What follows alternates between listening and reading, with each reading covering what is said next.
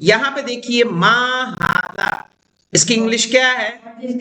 What is دس. صحیح ہے، اگر انگلش آتی ہے آپ کو تو یہاں سے آپ ہیلپ لے سکتے ہیں.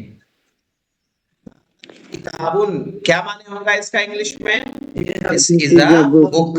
صحیح ہے، اگر آپ کو نہ سمجھ میں آئے تو یہاں سے آپ کو ہیلپ مل جائے گی. ہاذا بیتن، کیا یہ گھر ہے؟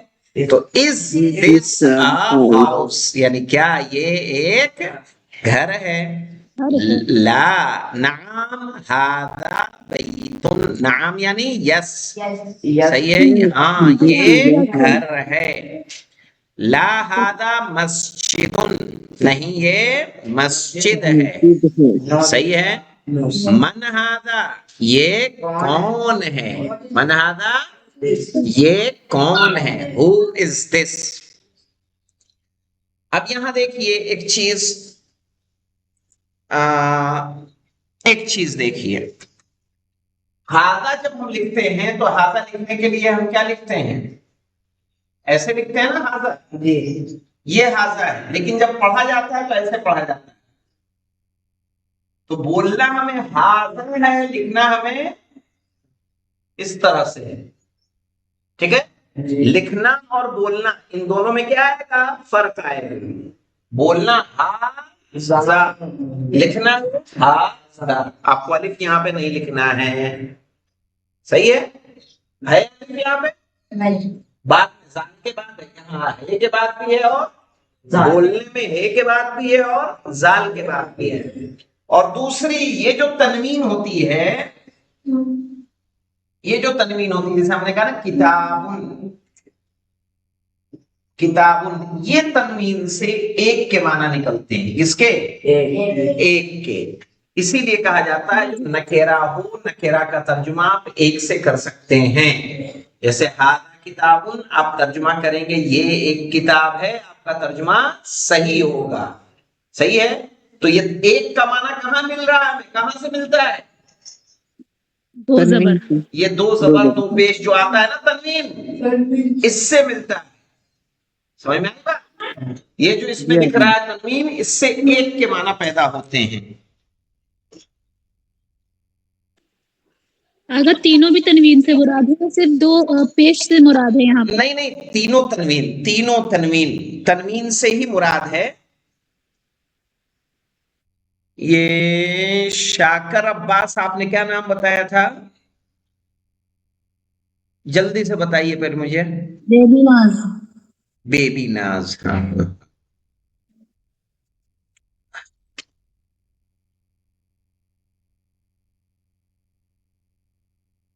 اب دیکھیے یہاں پہ، اب جیسے ہاذا بیتن ہے تو ہاذا بیتن میں اگر دیکھیں گے تو ہاذا کا ترجمہ کیا ہے؟ یہ بیتن کا ترجمہ کیا ہے؟ گھر. اس میں نہ ہے موجود ہے عربی میں، یعنی عربی میں اور اردو ہندی میں دیکھیے فرق کیا ہوتا ہے. اس جملے کو اگر ہم لوگ کس میں لکھیں؟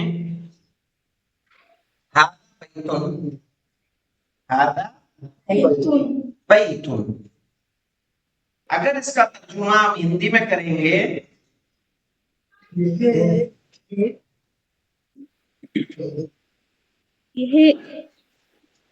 یہ گھر ہے، سیدھا ترجمہ کیا، ایک نہیں کیا. This is a house.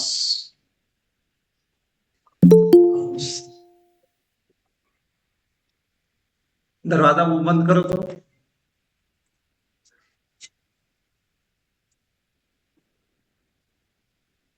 اور مجھے یہ بتائیے فارسی کو کیا بولتے؟ فارسی میں گھر کو کیا بولتے؟ منزل. کیا بولتے ہیں گھر کو؟ کیا بولتے ہیں؟ آپ میں سے کوئی بتائے گا مجھے فارسی میں کیا کہتے ہیں گھر کو؟ خانے. جی خانے. ہاں. اب یہ دیکھیے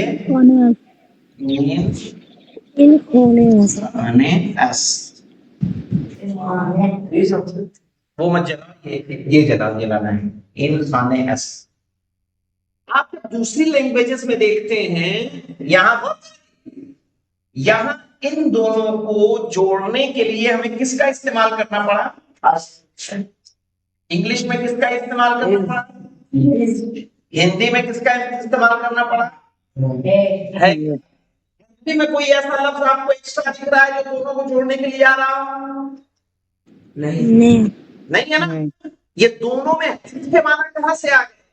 کہاں جب دونوں کو ایک ساتھ لکھتے ہیں تو اس جملے کی حیثیت ہی میں یہ معنی پایا جاتا ہے. یہ از ہے، یہ جو اس میں موجود، جو ہم نے اس طرح سے اس کو لکھا ہے، یہ کمبینیشن ہی، یہ لفظوں کا کمبینیشن ہی اس میں ہے کہ معنی دے دیتا ہے. اور یہ تنوین کس کے معنی دے دیتی ہے؟ ایک کے معنی دے دیتی ہے. صحیح ہے. تو عربی اس لیے بہتر مانی جاتی ہے لینگویج، اسی لیے قرآن کس میں آیا ہے؟ عربی میں آیا ہے.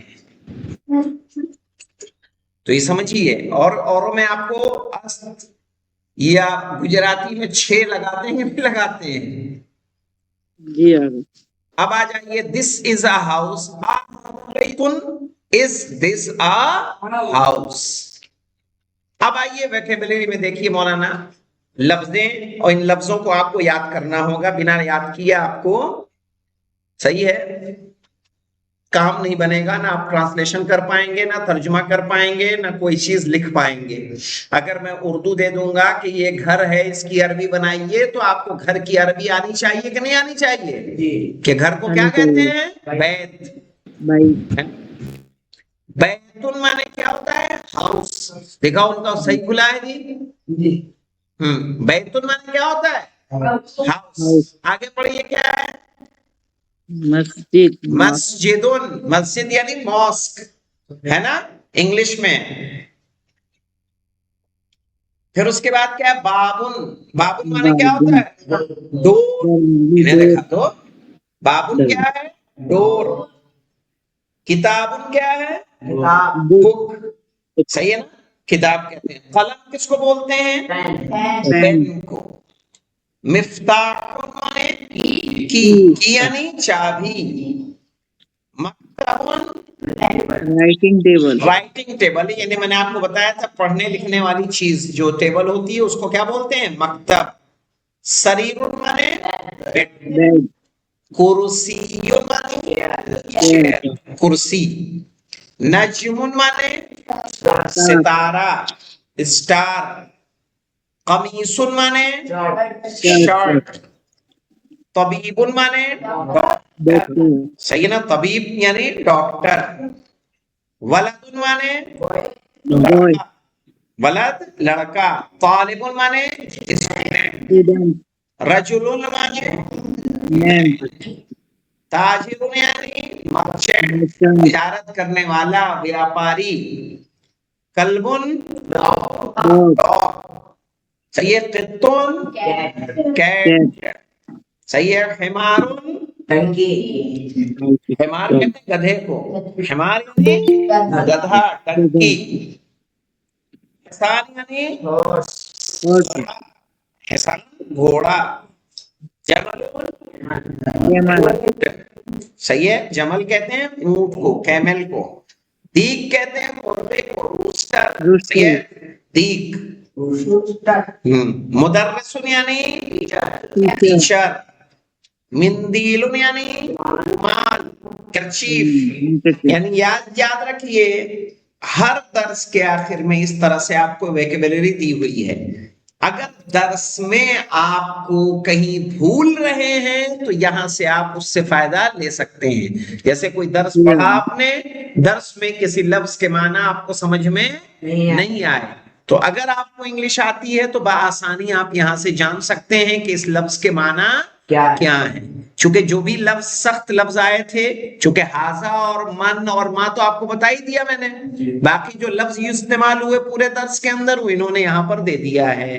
تو اس کو آپ کو باقاعدہ یاد کرنا ہوگا کہ کرسی مانے کیا ہے، نجم مانے کیا ہے.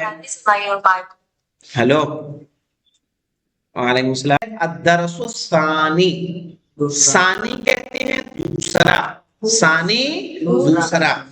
ایک درس ہم نے مکمل کیا، آیا کتنا یاد کتنا ہے میں نہیں جانتا. جب ایک دن پوچھیں گے تب ہمیں سمجھ میں آئے گا کہ آپ کو یاد کتنا ہے. اب دیکھیے دوسرے درس کو. دوسرے درس میں آپ یہ سمجھیے جیسے درس کو ہم لوگ بعد میں پڑھیں گے، آج سمجھ لیجیے اس کا بیس کیا ہے۔ اس کا بیس جو ہے ابھی تک ہم نے پڑھا ہے، آپ نے کیا پڑھا مولانا؟ ہاذا۔ کیا پڑھا؟ ہاذا۔ ہاذا مانے کیا ہوتا ہے؟ ہاذا مانے ہوتا ہے یہ، ہاذا مانے یہ۔ اب یہ کس کے لیے آتا ہے؟ قریب کے لیے آتا ہے کہ دور کے لیے آتا ہے؟ قریب کے لیے، قریب کے لیے آتا ہے۔ فارسی میں اس کو کیا بولیں گے؟ این۔ فارسی میں این، انگلش میں دس، ہندی میں یہ، اردو میں یہ ہاذا، یہ سارے سملر ورڈ ہیں۔ کیا ہے؟ سملر، ایک معنی رکھتے ہیں الگ الگ لینگویجز میں۔ اب آ جائیے، اگر کوئی دور ہوتی ہے وہ چیز تو اس کو لکھتے ہیں ذالکا۔ کیا لکھتے ہیں؟ ذالکا۔ صحیح ہے، ذالکا معنی ہوتا ہے وہ۔ انگلش میں کیا بولیں گے؟ دیٹ۔ فارسی میں کیا بولیں گے؟ آن۔ آئے سمجھ میں؟ یہ سب جو ہے کیا معنی دے گا؟ ذالکا کا۔ قرآن جو شروع ہوتا ہے سورہ بقرہ کہاں سے؟ ذالک الکتاب لا ریب فیہ۔ صحیح ہے، تو ذالکا یہ کس کے لیے آتا ہے؟ دور کے لیے۔ لیکن اب قرآن میں ذالکا آتا ہے تو قرآن قریب ہے کہ دور ہے؟ قرآن تو آپ کے سامنے رکھا رہتا ہے، قریب۔ پھر بھی کہا جاتا ہے ذالک الکتاب، وہاں مفسرین نے کہا ہے اس کی عظمت کی طرف اشارہ ہے۔ کس کی طرف؟ عظمت کی طرف۔